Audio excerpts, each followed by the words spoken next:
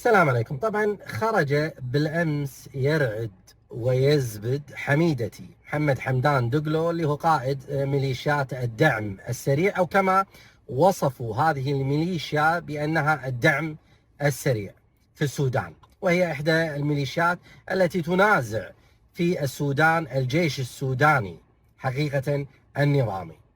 الآن نحن نتمنى للشعب السوداني الاستقرار، ونتمنى حقيقة أن هذه الحرب المستمرة منذ فترة طويلة أن تنتهي.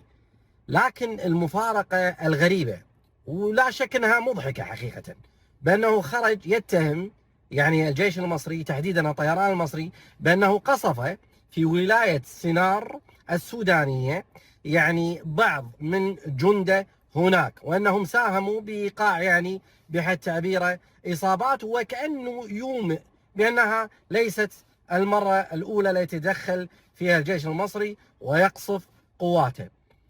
إلى هذه اللحظة هو يتخبط في تصريحه، ما ماشي ما عليه.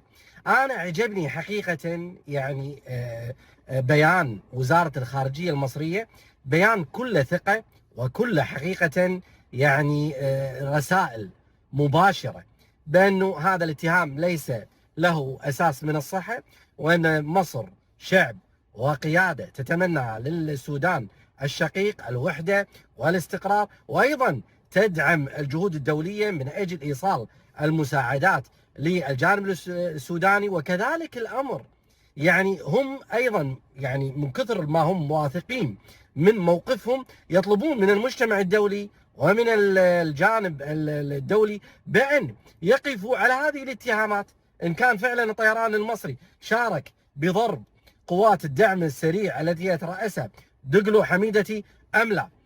لكن والله وفق هذه خضم هذه الأحداث تذكرت ما أدري بيت شعر للجرير يرثي فيه الفرزدق.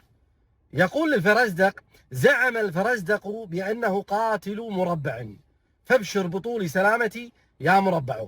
يا سيدي أنت وين؟ والجيش المصري وين؟ أنت بعد السماء عن الأرض، أنت ميليشيا تهدد من يا هذا؟ وبالتالي اركد. نحن نتمنى حقيقة للسودان شعب حقيقة وقيادة هناك أن تتفق وأن تتحاور، لأنهم شعب مسلم، شعب عربي، لا حقيقة يسر أي إنسان في العالم هذا الشتات.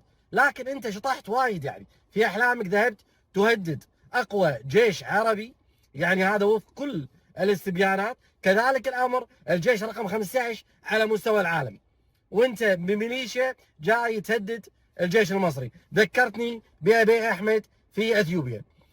ما أدري أنتم هذا السهر أم التعب أم التخبط أم الشتات أم نوع من أنواع الهوس أم نوع من أنواع اللحظات الأخيرة، والله ما أدري.